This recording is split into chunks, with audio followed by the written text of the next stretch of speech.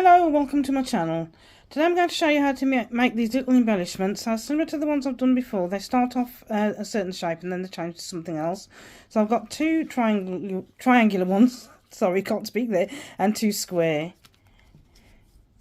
So I'll just show you how they transform. So just doing that one. This is just a bit of ribbon, a bit of scrap ribbon, so they end up as circles.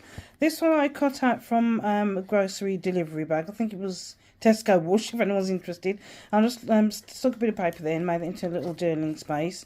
And then the outside is book pages, and I've just put some napkins to decorate it. And that is, if you look carefully, that's from an Avon book with a little tag. This one again is from some book pages. So I've just left them as they are, just inked the edges, and then the inside I've got a bit of an atlas book page. I think that's Anne of Green Gables from Tesco, as I've mentioned before. Some stamps, and this is actually a fly from the local council. I think it was about rates or something like, or poll tax, not rates, poll tax, council tax, sorry. And it has a lovely picture of some flower, some trees. So I'll just cut that out and put that in there. So we've gone to the square ones. Again, you can make these any size you like. So this cord here is from a handbag that I took apart, and I undid the strap. It was plaited and I had that spare. And I put a little stamp on the tag. So sorry you can hear the door slamming in the background. We're in the throes of Hurricane Kathleen, I think it is, here in the UK. So the inside was a magazine page from a car magazine, and I've quite heavily decorated that with scraps with them stamps on, and I've left that little piece of paper in there as a journaling space. And the last one, this lovely little one, so this is from a book, again from Tesco, Gothic House Style. So that's a book page, and all I've done is put inside lined paper, avocado dyed paper. So I'll just show you how to make them. Put those to one side. So we're going to start off with a circle, any shape you like. I used a circle cutter, but you can use a plate or a saucer or a glass. So this first one I'm just going to make into the square shape. So all you do literally just fold the bottom. I'm one of those people who don't like measuring stuff, I'm afraid. I find it really boring. But if you want to measure it to make sure they're all accurate, then that's up to you. So you fold the bottom, fold the top, or the bottom. So you fold the sides. Then you fold the bottom up.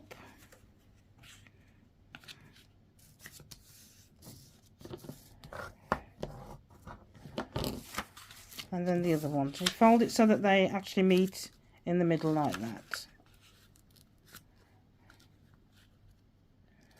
And as I've said before, it doesn't matter if they're not the size. I don't think it matters if the, these sides aren't exactly the same, because it's it's a handmade item, and I think the irregularity adds to the charm.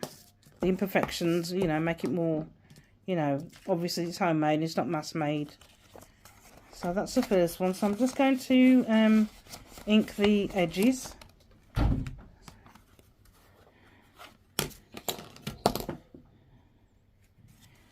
So I'm using my trusty washing up sponge. Just ink the edges. Just gives it a bit of definition. Of course, it's up to you whether you want to do that or not. You can just leave it plain, or you can ink the edges. Entirely your choice. Or you can use coffee dyed paper, tea dyed paper, avocado dyed. You can use scrapbook paper, 6x6 paper. Anything you like. The only limit is your imagination. I'm going to ink the corners as well, the creases, which is something I absolutely love doing. Oops, where's it going? Just got caught on my fingernail and decided to run away.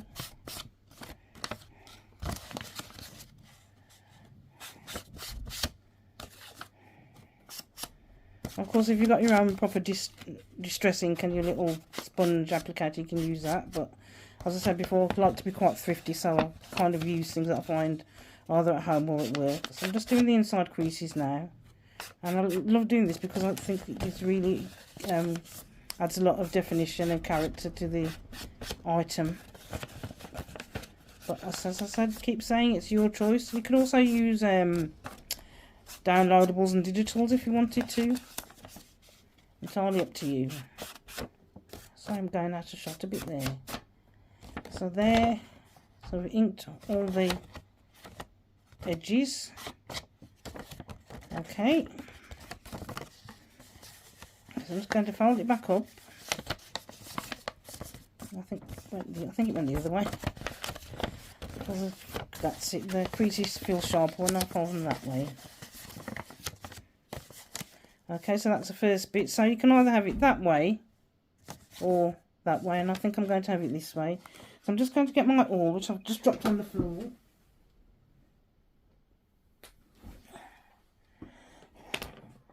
And here the little button, as I've shown you before, is made out of playing cards. So I've just cut four circles out of a playing card using the circle cutter. Again, if you haven't got a circle cutter, you can draw around a coin or even the top of your glue stick. And I'm just going to poke a hole more or less in the middle. Okay, so I'm just going to put that down there so you can see I'm just going to poke a hole, and hopefully it will be in the middle.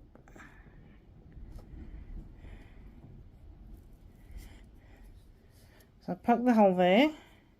I'm just going to wiggle this around a bit to make the hole slightly bigger so I can get the paper fastener in. And again, I'm going to ink around the edges as well, because I love the definition that you get from that. So I've just done around the edges, and I'm going to fasten it here.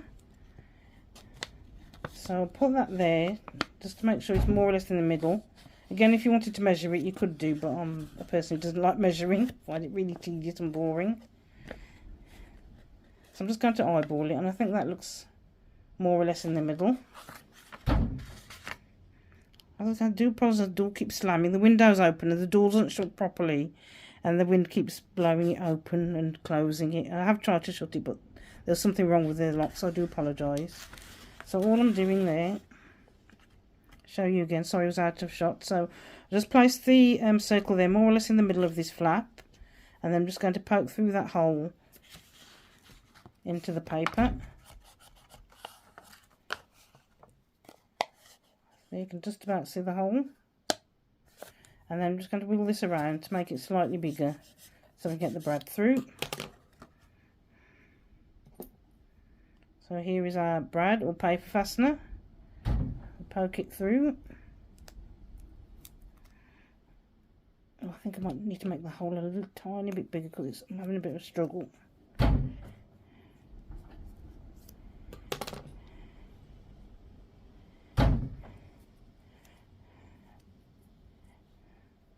There we go, and then we poke it through the hole in that flap. And then obviously turn it over and split the pins down, the legs. Squish them down to make that secure.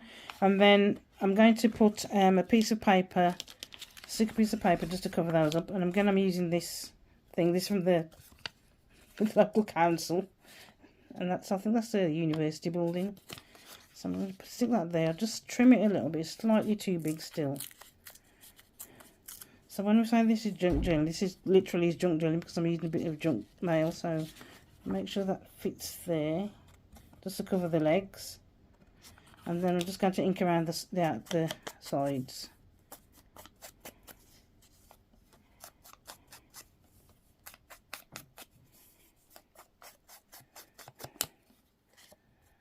And then we use our trusty glue stick. This one is from Home Bargains. I think I got a set of 4 or 5 different glues. So this one's from Home Bargains.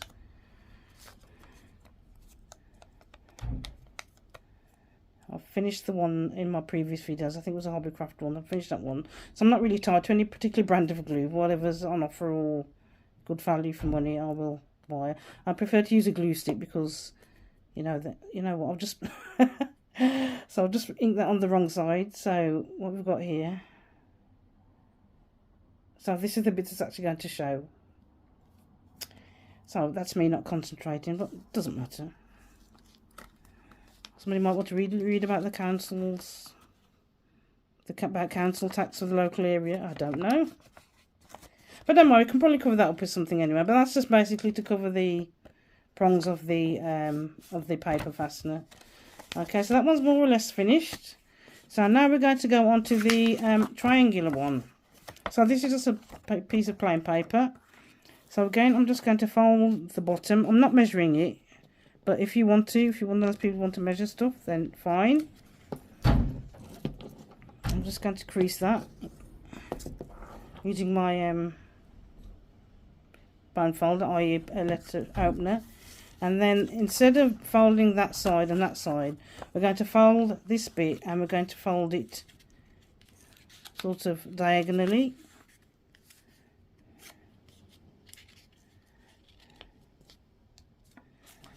Now that doesn't look quite right. Here we go, let's see.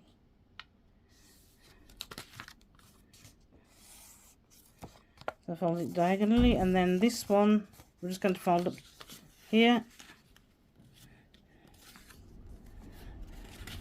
Now that doesn't look quite right, does it? That's too far up. Now what have I done? Okay, this is the joys of recording live-ish. So let's start again. The first time I did it, I just did it without thinking, and it came out into a lovely triangle. Ah, that's a bit better. There, that looks a bit better now. There you go. So basically we're just doing 3 folds instead of 4.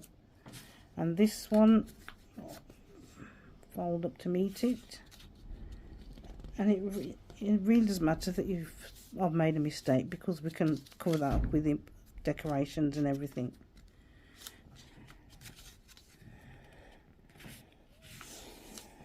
Ah, that's much better. There we go. A little bit of, oops. Trying to take that little tag off there. I'm ripping the paper. Let's pull it there. That's better. Yes, finally. So we've got it. So I'll just show you again what I did. So all we did was we fold up the bottom like that, and then we fold the sides in to meet it, and then you've got a lovely little triangle. And what I also like about these is that you can sort of fold them a certain way so that they're kind of tuck in. So you probably wouldn't need to put a little fastener on there. I'll just show you what I mean. So we fold that one, fold that one. That one's hidden under there. So if you kind of take it out and tuck it, so you've got each side is sort of on top, and then each side is underneath, if you see what I mean. So that side is on top and the other bit is underneath. That side is on top and the other bit is underneath. And then this side is on top and the other side is underneath. It looks complicated, but once you have a play with them, you'll see what I mean. So I'll just crease those down.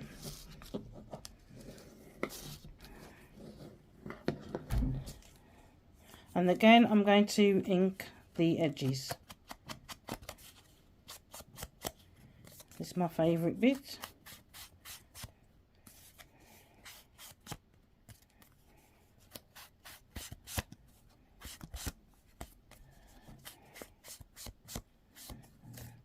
There we go, do the back as well.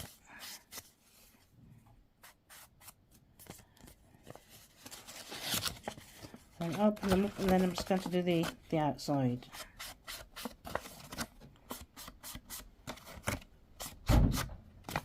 Oh, that door is really getting on my nerves. I don't know what to do about it. I think I might have to nail it shut. As I say, we're in the throes of Storm Kathleen here in the UK. And living in the UK, I'm used to bad weather. I'm just doing the inside now.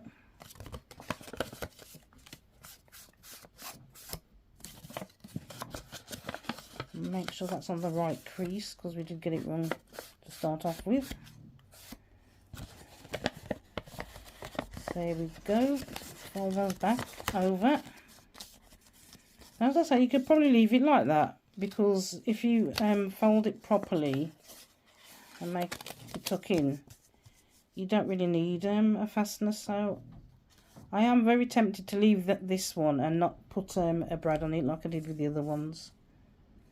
Okay, so that's the basics. So what I'm going to do now, I'm going to go away and decorate both of them, just to keep the video short. And then I'll come back and I'll show you how I've decorated them and then put in the fastener around this one.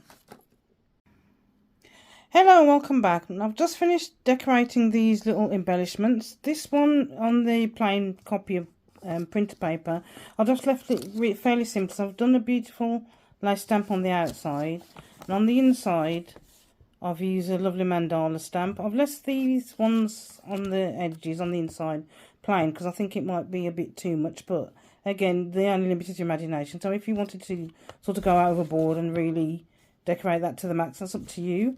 And I've decided not to put a little fastener on this one because I think I can fasten it as it is. So if I just fold them down like that, as I showed you in the previous video, and then kind of tuck each side in, and that will stay fastened. Left the back plain, and you can probably pop this into a little tuck somewhere, or you can make it into a pocket. So if you glued in a V shape, had it like that, then that could be a pocket. You could put something on there, and then it would open up like that. Or if you wanted to actually put something on the inside, not stick it down, but put something loose inside there. I don't know, like a button or a cluster or something for somebody to find. That'd be perfect. And that's a triangular one there. And as I say, you open it up into a circle. Just fasten it back up and just try and get each side tucked in.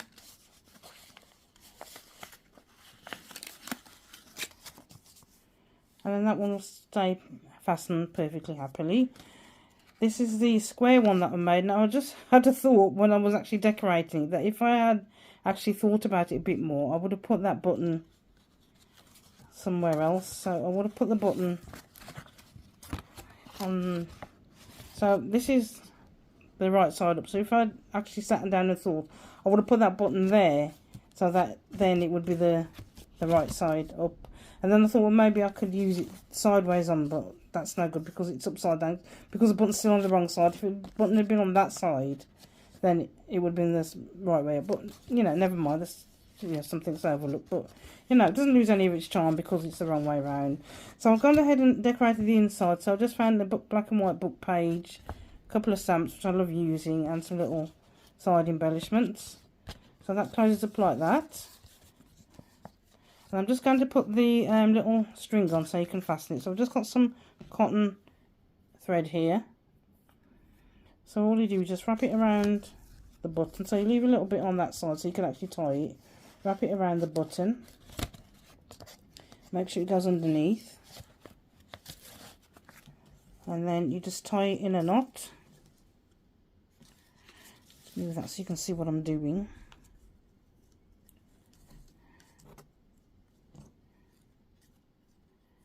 We just tie it in a knot. Why is it so difficult doing it on camera?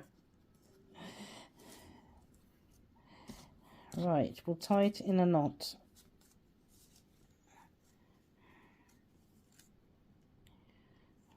So that just goes under.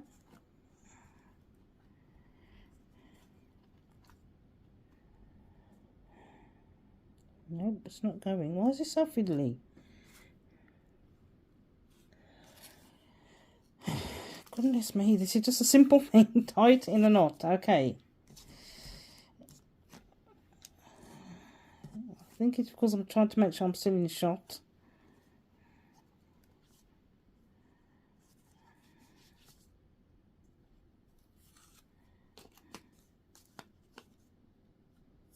Right, got it finally. Right, one, and then tie it again to make sure it doesn't come undone.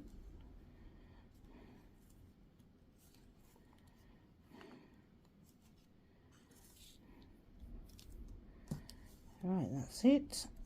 And then we just cut that long bit there. Cut it off. You can leave it. You can leave it longer. Probably if you wanted to put some beads on it or something, you could do. But I'm going to cut it off.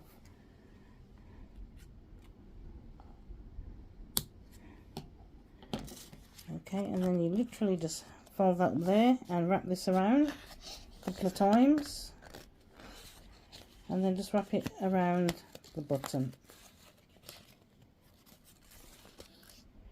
There you go, and again you can leave that long if you want. I'm just going to trim it a little bit. So there you have it. I'll just undo it. Like that. And again this one, if you didn't want to put that button on there, again you could fasten it the same as this triangular one. So you make sure each bit is tucked under. So we folded it there, folded it there. And it looks harder to do, but it's really it's quite simple. You'll get the hang of it eventually. So we tucked one side under, and this one we're going to do the same.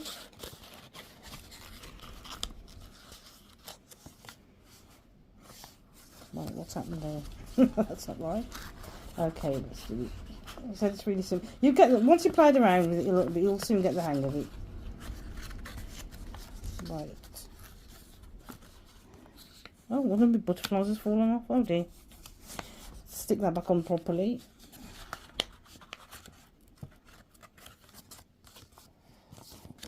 Okay, so we folded it like that. So we want this here to be outside. So just flip it up.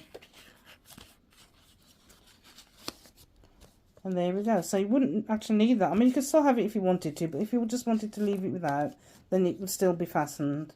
So again, this could be used as a pocket. So if you did a glue in a U shape, stick that onto your page, and then you've got a little pocket there.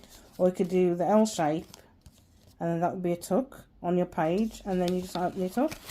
Little surprise inside. Or you can just have it as it is. Fasten it up.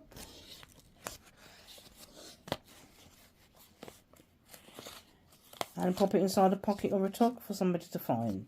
So there's another one of our, what I call them, transforming embellishments. So you've got your square, your rectangle, you've got your triangle. Any size you like. Made out of whatever you like. So thank you for watching. Take care. I'll see you next time. Bye.